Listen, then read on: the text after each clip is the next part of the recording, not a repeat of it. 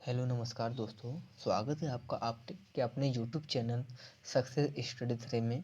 और दोस्तों आज मैं लेकर आया हूँ अब भारत की नदियाँ। आज हम बात करेंगे भारत की संपूर्ण नदियों के बारे में दोस्तों। और आज हम इस वीडियो में भारत की सभी नदियों के बारे में देखेंगे कि भारत की नदियाँ कहाँ से निकलती हैं, उनकी लंबाई कितनी है और किस नाम से जानी जाती है दोस्तों। ठीक दोस्तों, तो दोस्तों वीडियो में लास्ट तक बने रहिए क्योंकि यह वीडियो बहुत ही इम्पोर्टेंट है दोस्तों। नदियों से संबंधित प्रश्न इसमें है। ठीक है दोस्तों, तो यहाँ से प्रश्न पूछे जाते हैं हर एग्ज़ाम में। चलिए दोस्तों, तो वीडियो को स्टार्ट करते हैं।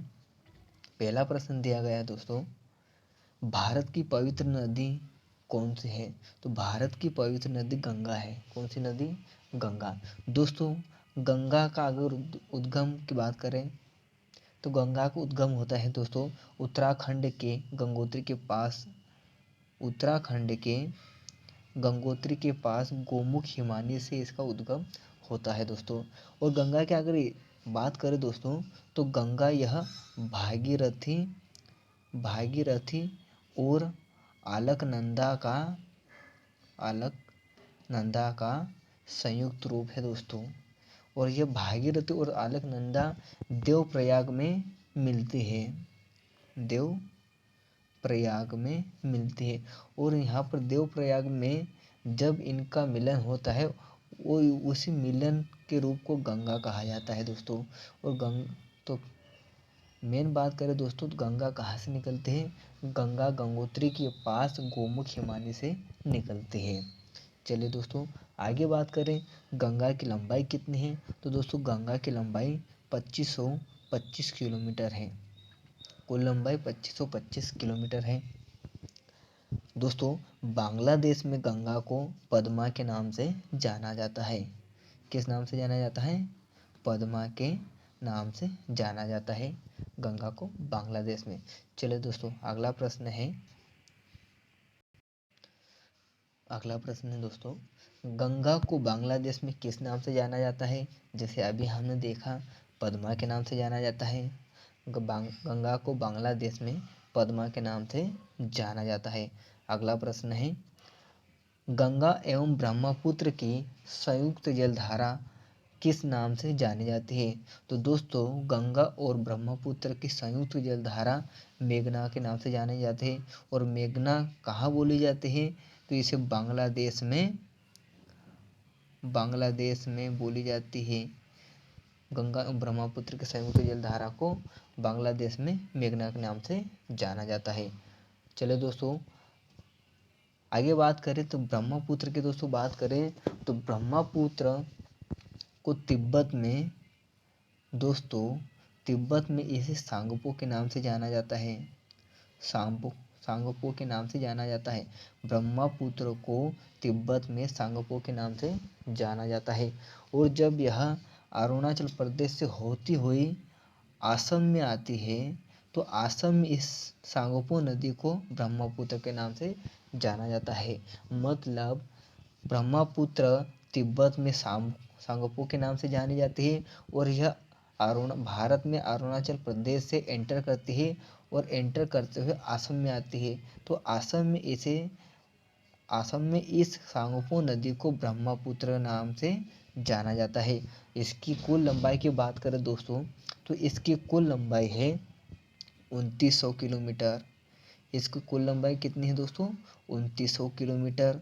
और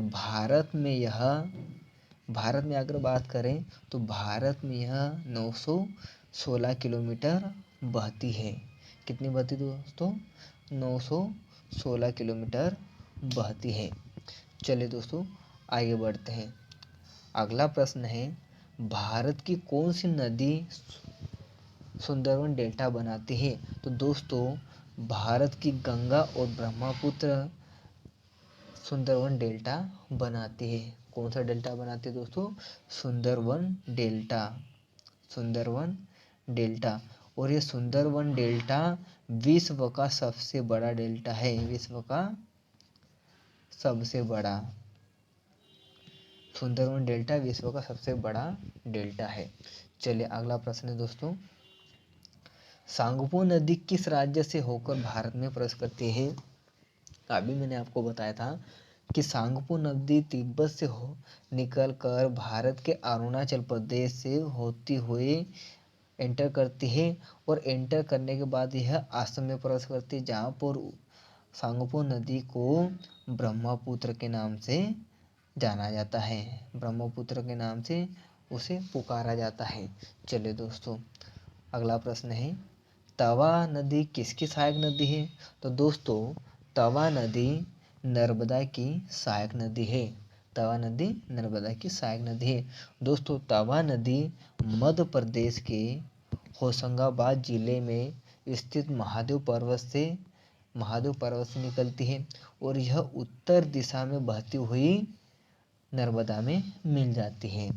दोस्तों, इसकी लंबाई की बात करें, तवा नदी की कुल लंबाई 172 किलोमीटर है। कितने दोस्तों? 172 किलोमीटर है। चलिए, अगला प्रश्न है दोस्तों, किस नदी को बिहार का शोक कहा जाता है? किस नदी को बिहार का शोक कहा जाता है? तो दोस्तों, कोसी नदी को बिहार का शोक कहा जाता है। दोस्तों, 2 मिनट रुकना दोस्तों, एक नदी के बारे में हम डिस्कस करना भूल गए, नर्मदा के। दोस्तों, नर्मदा की बात करें तो नर्मदा का उद्गम होता है दोस्तों मध्य प्रदेश के अनूपपुर जिले की पुष्परा तहसील के अमरकंटक में स्थित मेकल श्रेणी से। कहाँ से होता है दोस्तों? मेकल श्रेणी से। अमरकंटक के मेकल श्रेणी से होता है नर्मदा का उद्गम। दोस्तों, नर्मदा की कुल लंबाई 1312 किलोमीटर है। नर्मदा की कुल लंबाई कितनी है? 1312 किलोमीटर है। दोस्तों, नर्मदा को रेवा, मेकल सूता के नाम से जाना जाता है। दोस्तों,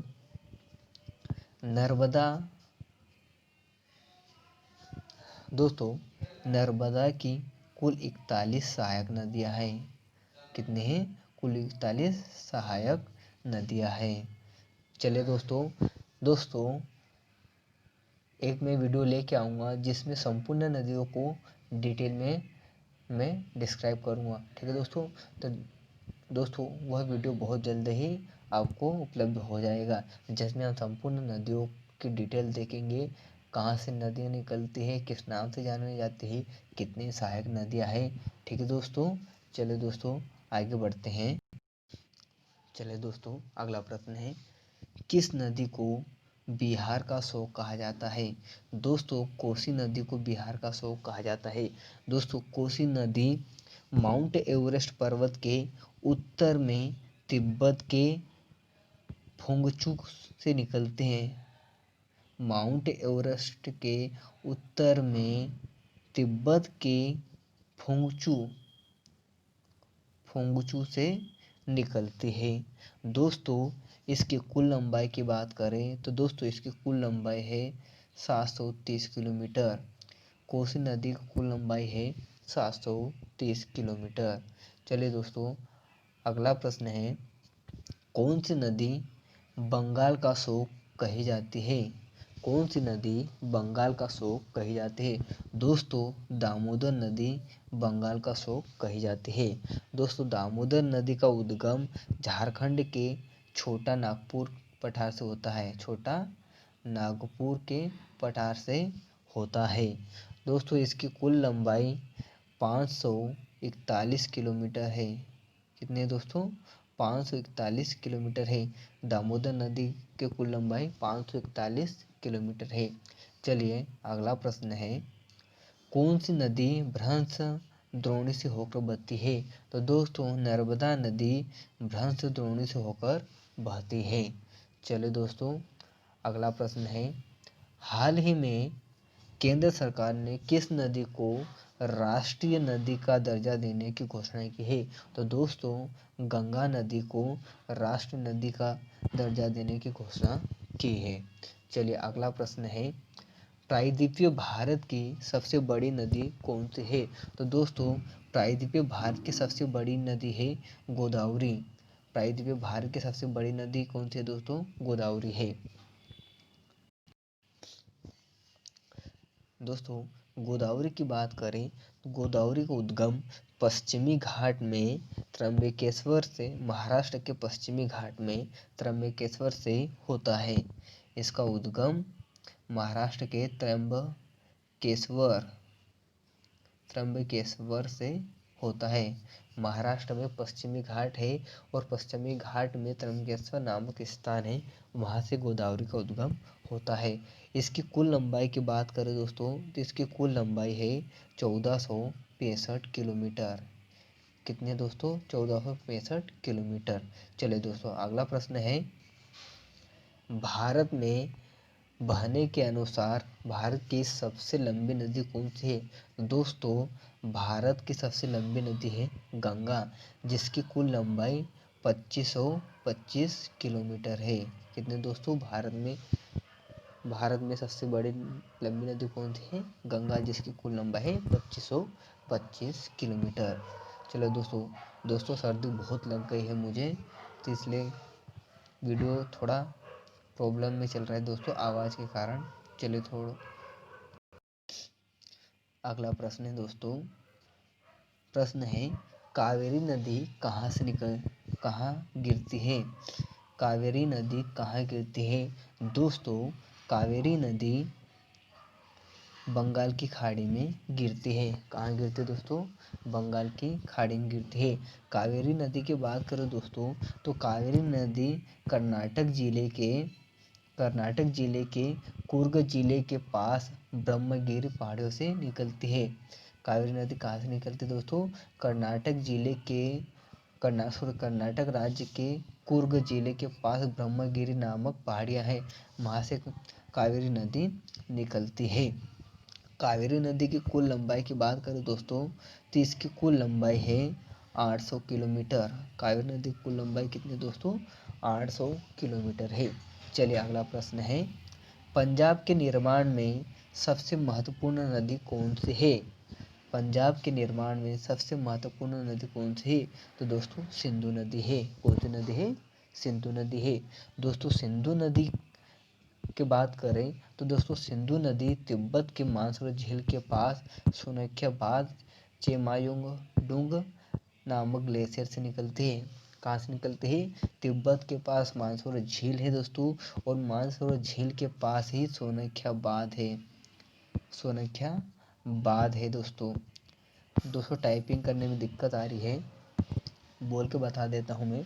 सिंधु नदी तिब्बत के पास मानसरोवर झील के पास तिब्बत में मानसरोवर झील है, और मानसरोवर झील के पास सोनैख्याबाद नामक स्थान है, और सोनैख्याबाद के पास ही चेमायोंगडुंग ग्लेशियर है, वहाँ से निकलती सिंधु नदी। सिंधु नदी की कुल लंबाई की बात करें दोस्तों तो यह है 2880 किलोमीटर।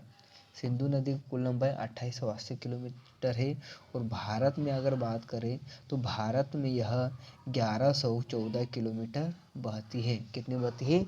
1114 किलोमीटर बहती है।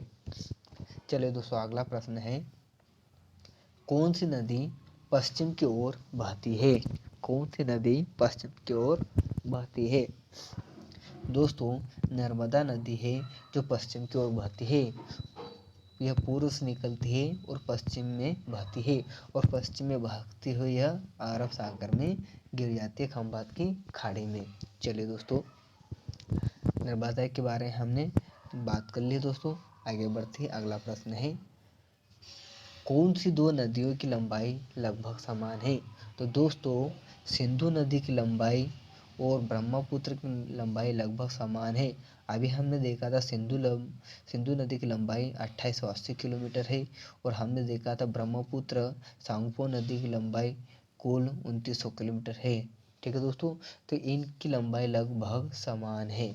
चलिए दोस्तों प्रश्न पूछा जाता है, याद रखना। चलिए अगला प्रश्न है, कावेरी जल विवाद किन राज्यों के बीच चल रहा है? तो दोस्तों कर्नाटक और तमिलनाडु राज्यों के बीच कावेरी जल विवाद चल रहा है।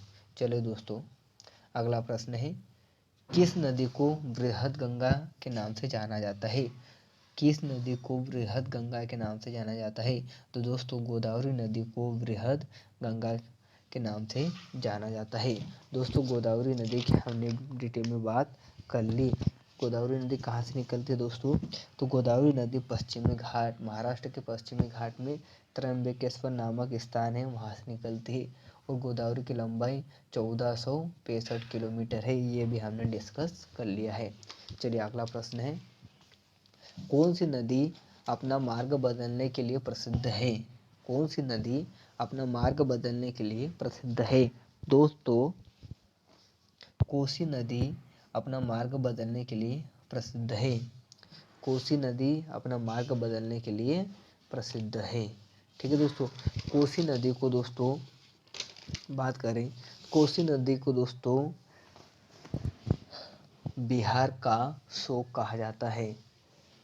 कोसी नदी को बिहार का शोक, बिहार का शोक कहा जाता है। कोसी नदी को बिहार का शोक कहते हैं। कोसी नदी को ध्यान रखना दोस्तों, प्रश्न पूछा जाता है कि किस नदी को बिहार का शोक कहा जाता है, तो कोसी नदी को बिहार का शोक कहा जाता है। चलिए दोस्तों अगला प्रश्न है, कौन सी नदी कपिल जलधारा प्रपात का निर्माण करती है?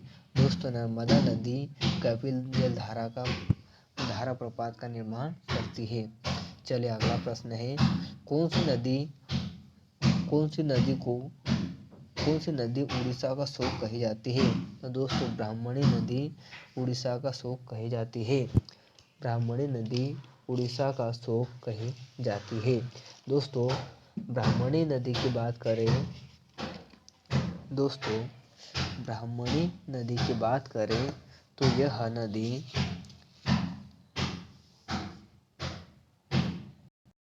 दोस्तों सर्दी बहुत ज़्यादा लग गई है, जिस कारण आपको पढ़ा नहीं पा रहा हूँ ठीक से। तो दोस्तों ब्राह्मणी नदी की बात करें तो ब्राह्मणी नदी झारखंड के छोटा नागपुर पठार के पास रांची के दक्षिण पश्चिम से निकलती है। झारखंड में छोटा नागपुर है और छोटा नागपुर पठार के पास रांची के दक्षिण पश्चिम से ब्राह्मणी नदी निकलती है। ब्राह्मणी नदी की कुल लंबाई की बात करें दोस्तों तो इसकी कुल लंबाई 420 किलोमीटर है। कितनी है लंबाई? 420 किलोमीटर है। अगला प्रश्न है दोस्तों, पेनगंगा और पेनगंगा किसकी सहायक नदियाँ हैं? पेनगंगा और पेनगंगा किसकी सहायक नदी है? तो दोस्तों गोदावरी की सहायक नदी है पेनगंगा और पेनगंगा। और पेनगंगा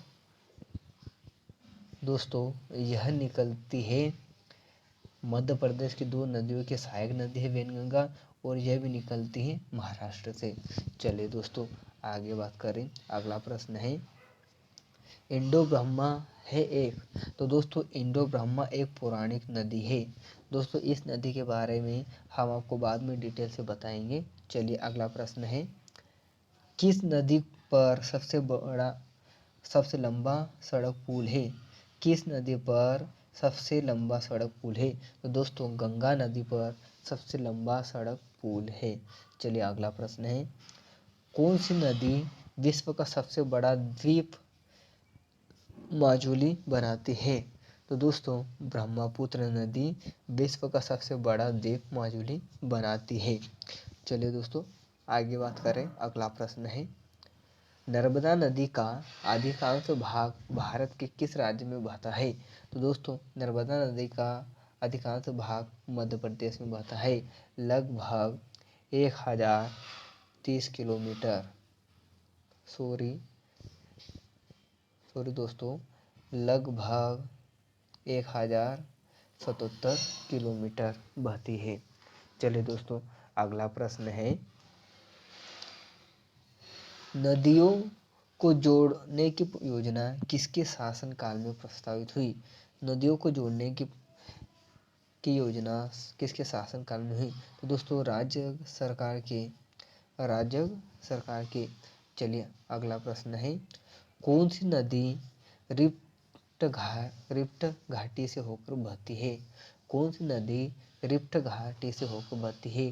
तो दोस्तों ताप्ती नदी है जो रिफ्ट घाटी से होकर बहती है। दोस्तों सर्दी बहुत ज़्यादा लग गई है मुझे, पढ़ाने में बहुत दिक्कत आ रही है दोस्तों, लेकिन क्या करूँ, पढ़ाना भी बहुत ज़रूरी है। आपकी एग्ज़ाम बहुत जल्द आने वाली है। चलिए दोस्तों, ताप्ती नदी, दोस्तों ताप्ती नदी जो कि रिफ्ट घाटी से होकर बहती है। ताप्ती नदी की बात करें दोस्तों, तो ताप्ती नदी मध्य प्रदेश के मुल्ताई जिले से बैतूल जिले के मुल्ताई से निकलती है। ताप्ती नदी मध्य प्रदेश के बैतूल जिले के मुल्ताई से निकलती है और इसकी कुल लंबाई 724 किलोमीटर है। इसकी कुल लंबाई कितनी है? 724 किलोमीटर है। और दोस्तों ताप्ती को प्राचीन समय में सूर्य की पुत्री कहा जाता है, या इसका प्राचीन नाम सूर्यपुत्री है। ताप्ती नदी का प्राचीन नाम क्या है दोस्तों? सूर्यपुत्री है। याद रखना, प्रश्न पूछा जाता है कि ताप्ती का प्राचीन नाम क्या है, तो सूर्यपुत्री है। चलिए अगला प्रश्न है, कौन सी नदी पर भारत व पाकिस्तान का कौन सी नदी पर भारत व पाकिस्तान का जल समझौता हुआ है? तो दोस्तों सिंधु नदी पर भारत व पाकिस्तान का जल समझौता हुआ है। चलिए अगला प्रश्न है, सिंधु समझौते के अनुसार भारत सिंधु नदी के कितने जल का प्रयोग कर सकता है? तो दोस्तों 20% जल का प्रयोग भारत करेगा और 80% जल का प्रयोग पाकिस्तान करेगा। कौन करेगा? पाकिस्तान करेगा। चलिए अगला प्रश्न है, प्रायद्वीपीय नदियों का उत्तर से दक्षिण की ओर क्रम क्या होगा? तो दोस्तों प्रायद्वीपीय नदियों का उत्तर से दक्षिण की ओर पहली है महानदी, गोदावरी, कृष्णा, पेन्नार, कावेरी और वेगाई। यह क्रम है दोस्तों, और इन सभी नदियों की डिटेल हम अगले वीडियो में करेंगे। चलिए दोस्तों अगला प्रश्न है, कौन सी नदी भारत के केवल जम्मू कश्मीर राज्य से होकर बहती है? तो दोस्तों सिंधु नदी भारत के जम्मू कश्मीर राज्य से होकर बहती है।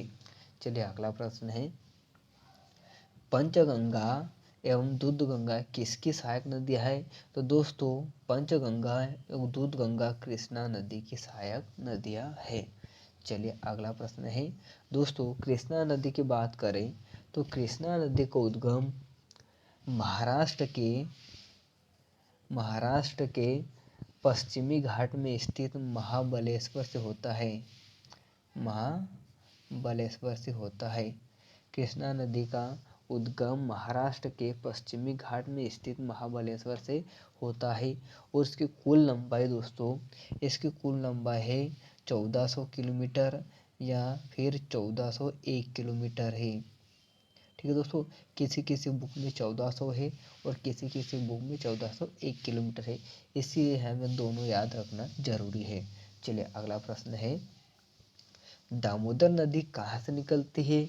दोस्तों दामोदर नदी छोटा नागपुर के पठार से निकलती है। झारखंड के छोटा नागपुर के पठार से निकलती है। चलिए अगला प्रश्न है, दक्षिणी भारत के पठारी प्रदेशों को कौन सी नदी दो भागों में विभाजित करती है? तो दोस्तों नर्मदा नदी जो कि दक्षिण भारत के प्रदेशों को दो भागों में विभाजित कर देती है। चलिए अगला प्रश्न है, क्षिप्रा नदी किसकी सहायक नदी है? तो दोस्तों क्षिप्रा नदी चंबल की सहायक नदी है और चंबल नदी मध्य प्रदेश में इंदौर जिले के मऊ तहसील के जानापा पहाड़ी से निकलती है और चंबल नदी की कुल लंबाई 960 से 965 किलोमीटर है। ठीक है दोस्तों, चलिए अगला प्रश्न है, भारत की कौन सी नदी का मुहाना एवं उद्गम स्थल दोनों ही भारत में है? तो दोस्तों जो दक्षिण की नदियां हैं उनका मुहाना और स्थल दोनों ही भारत में है।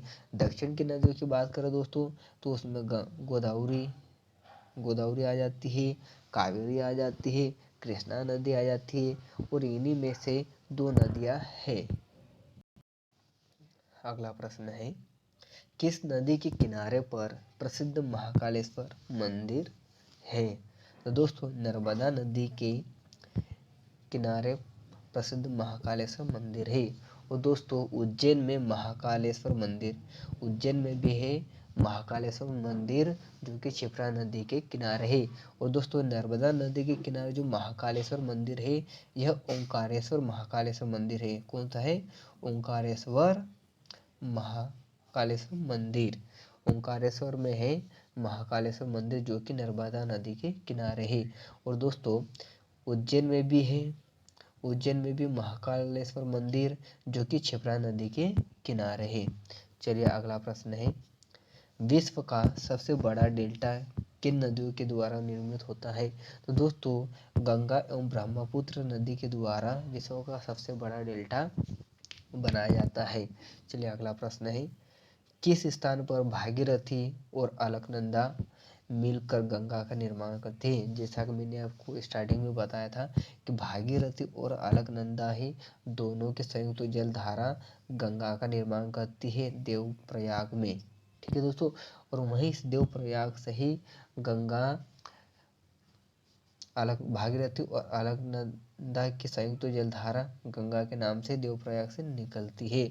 और गंगा की बात करें तो गंगा कहाँ से निकलती है? गंगोत्री से निकलती है, जहाँ से देवप्रयाग से। चलिए अगला प्रश्न है, अरावली पर्वत श्रृंखला किस नदी प्रणाली से विभाजित होती है? तो दोस्तों चंबल एवं साबरमती। अरावली पर्वत श्रृंखला किस नदी प्रणाली से विभाजित होती है? तो चंबल और साबरमती से विभाजित होती है। चलिए अगला प्रश्न है, लूनी नदी कहाँ गिरती है? तो दोस्तों लूनी नदी कच्छ के रण में गिरती है। लूनी नदी कहाँ गिरती है? कच्छ के रण में गिरती है। लूनी नदी कहाँ से निकलती है दोस्तों? तो दोस्तों लूनी नदी राजस्थान के अजमेर जिले के पास अरावली पर्वत है। और अरावली पर्वत के पास है नाग पर्वत। अरावली पर्वत श्रेणी के पास में है नाग पर्वत। कौन सा पर्वत? नाग पर्वत। नाग पर्वत से निकलती है लूनी नदी। और लूनी नदी यह कच्छ के रण में जाकर समाप्त हो जाती है। लूनी नदी की लंबाई की बात करें दोस्तों तो लूनी नदी की लंबाई 320 किलोमीटर है। कितने हैं? 320 किलोमीटर। अगला प्रश्न है, तिब्बत में मानसरोवर झील के पास कौन सी नदियाँ निकलती है? तिब्बत में मानसरोवर झील के पास से कौन कौन सी नदियाँ निकलती है? तो दोस्तों मानसरोवर झील के पास से सतलज नदी निकलती, सिंधु नदी निकलती और ब्रह्मपुत्र मतलब सांगपो नदी निकलती है। चलिए अगला प्रश्न है, कौन सी मुख्य प्रायद्वीपीय नदियाँ डेल्टा का निर्माण नहीं करती? तो दोस्तों नर्मदा और ताप्ती नदी डेल्टा का निर्माण नहीं करती। ठीक है दोस्तों, यह किसका निर्माण करती है? तो यह एस्चुरी का निर्माण करती है। किसका निर्माण करती है? तो यह एस्चुरी का निर्माण करती है। एस्चुरी क्या होता है दोस्तों? तो यह हम अगले वीडियो में जानेंगे, भारत की संपूर्ण नदियों की जब हम डिटेल में स्टडी करेंगे तब। चलिए दोस्तों अगला प्रश्न है, डबल हो गई दोस्तों ये। हाँ दोस्तों यहाँ से अगला प्रश्न है, कौन सी नदी बांग्लादेश में जमुना के नाम से जानी जाती है? तो दोस्तों ब्रह्मपुत्र बांग्लादेश में जमुना के नाम से जानी जाती है। ब्रह्मपुत्र बांग्लादेश में जमुना के नाम से जानी जाती है। अगला प्रश्न है, किस नदी को दूसरी गंगा के नाम से जाना जाता है? तो दोस्तों कावेरी नदी को दूसरी गंगा के नाम से जाना जाता है, क्योंकि यह बिल्कुल गंगा के समान ही है। चलिए अगला प्रश्न है, पेन्नार की सहायक नदियाँ कौन कौन सी है? तो दोस्तों पेन्नार की सहायक नदियाँ है पापाधनी और चित्रावटी। कौन सी है? पापाधनी और चित्रावटी नदियाँ। तो दोस्तों वीडियो कैसा लगा कमेंट करके ज़रूर बताइए दोस्तों वीडियो अच्छा लगा तो ज़रूर लाइक कीजिए, शेयर कीजिए। और दोस्तों जो लोग चैनल पर नए हैं पहली बार, तो दोस्तों चैनल को सब्सक्राइब ज़रूर कर लीजिए, ताकि इसी प्रकार आपको और भी वीडियो मिलते रहेंगे दोस्तों। धन्यवाद।